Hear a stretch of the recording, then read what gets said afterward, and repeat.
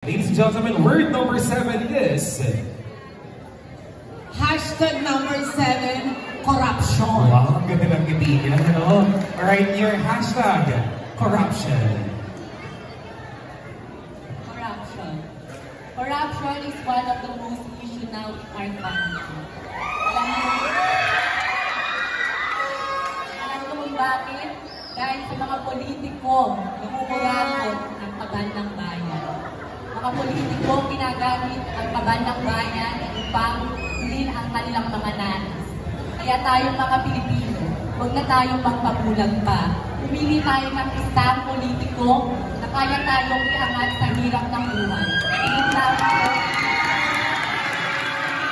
Judges, that is candidate number 1. Kaya pala kita ng smile. Who is...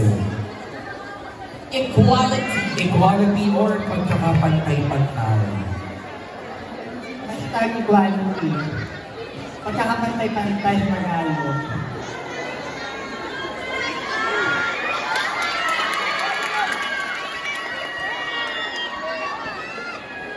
Bilang isang bakla, malungkot ko lang po sa akin, ang pagkakapantay-pantay wala po yan sa kaanyuan.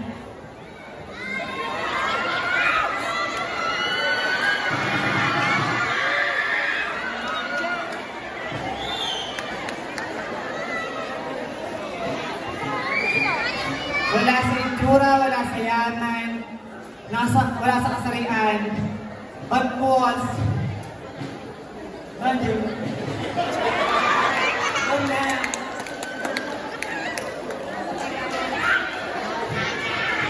Liga tayo ng Diyos, pagkapantay-pantay. Ay lang po.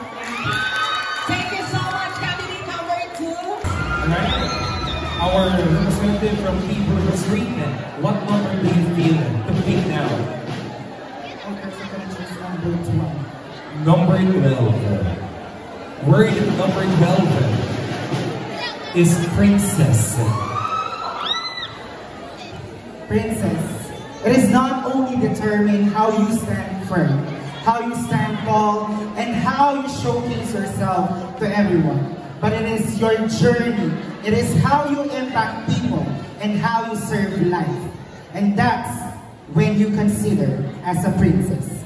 Uli po, sasabihin ko po sa inyong lahat, bakla po kami, oo, pero ngayong gabi, kayo'y nasa aming harapan. Tinitingala kami, nag-aantay ng aming mga sagot, at tinituring kami mga prinsesa. At yun lamang po, ang maraming salamat. That's candidate number 11. Alright, and finally, ladies and gentlemen, let's have Kevin from Stage Dulua. Hindi siya masyadong kinakawisan on stage, no? Ayan, Kevin, number 10. What number do you want? Alright, what word number? 11. 11. Word number 11. And that word is... lalaki. Hashtag lalaki. Lalaki is hindi lahat ng lalaki yung manuloko or what else pa. Ang mga lalaki katulad ng aking ama ay siya ang haligi ng aming bahay. Siya ang tumatayo na para sa amin. Na kung wala man kayo pagkain sa lamesa, siya ang nagbibigay sa amin. Nagbibigay sa amin ng pagkain. Siya ang gumagawa ng paraan. Siya ang gumagawa ng kakapitin para sa amin. Yun naman po at maraming salamat. Wow, that's a soulful lang sa niya. Yes. Alright, candidate number 8 representing Sitio Zulumeta. What's your number?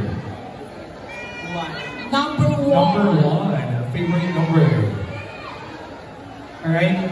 Hashtag LGBTQ+. Ang hindi hanggang tenga. Alright, the word is LGBTQ+. Hashtag LGBTQIA+. Sa ating pong mga kabataan o manonood sa ating barangay, sana po suportahan niyo po ang LGBTQIA+, at patuloy po natin ipaglaban ang SOGI Bill na ipatupad sa ating Pilipinas. Ayun lamang po at maraming salamat. Thank you so much, candidate number 8, Upper Cookie. Ang mga ni Alvin Galuling, actually. Alright, candidate number 7. Kamusta ka naman? Sige, anong number gusto mo? Wala, hashtag number 3. Alright, word number 3. Kapangyarihan.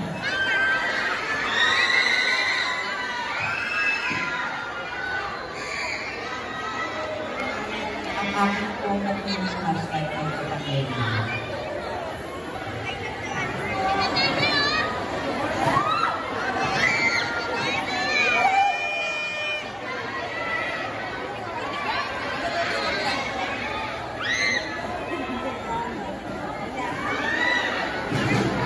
Ang kapangyarihan ay hindi lang ito ang pwesto sa gobyerno. Ito ay ang karapatan ng mamamayan para ipaglaban ang kanilang sarili. Para matulungan ang mga Pilipino sa mga taong may pangangailangan. Yun lamang po. Maraming salamat. Candidate number 7. Moving on to candidate number 8. And your number is? Huwag mo hindi ko ng number. Hindi ka ng number. Number 4. Number 4. Alright, candidate number 4, the word you have is, pinangonan. Pinangonan. Pinangonan. Ang pinangonan ay ating lugar na tinitirahan na patuloy na sumasagana at patuloy na nag-improve. Dahil meron tayong Mayor Rhea Inares, na patuloy na sinusuportahan ang bawat sulok ng Binangonan upang magkaroon ng mas masagana at mas maganda. Dahil ang sabi nga niya, mahal ko Binangonan. Thank you so much, candidate number 5. Flores. It's been the longer day. Alright, choose your number. Number 5. Napili na yung 5. Napili na yung 5. 7 napili na din. 2, 7, 5. Alright, number 10. Number 10. Number 10.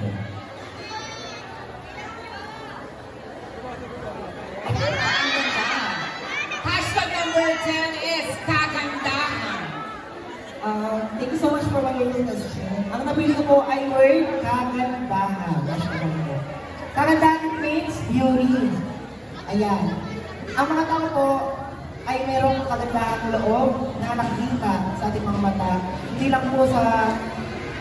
wait lang. Palabas sa kanyaan. Makikita po yan sa paglabas ko lang bahay. Ayan, kagandahan. Thank you. There you have it, guys!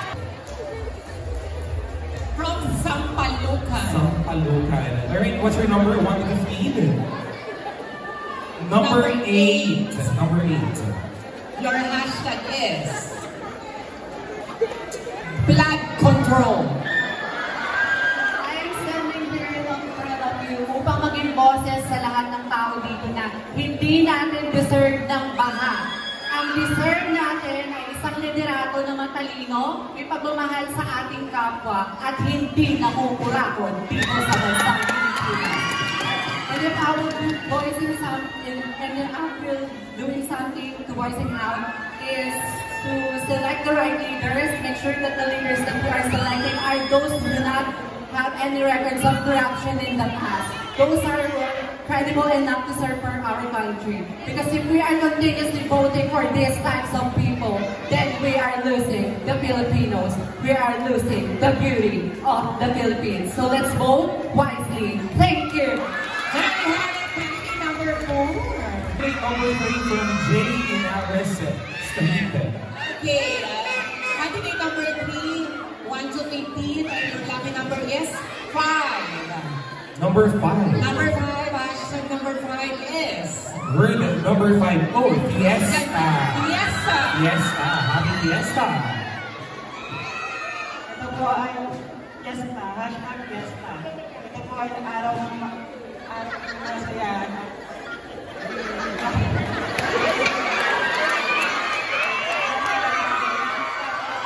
Ngayon lamang po ang masaya.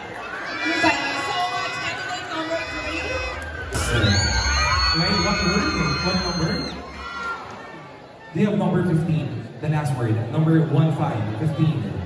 Alright, word number 15 is discarded. Again, word 15 is discarded. Hashtag discarded. For me, discarding is one of the most used, ngayon lalo na ngayon sa mga kabataan na hindi nagkakaroon ng tsansa na makapag-aral. And bibigyan po ako ng discard. Ang magiging discard ko po is lumaban lang sa buhay. Because, ladies and gentlemen,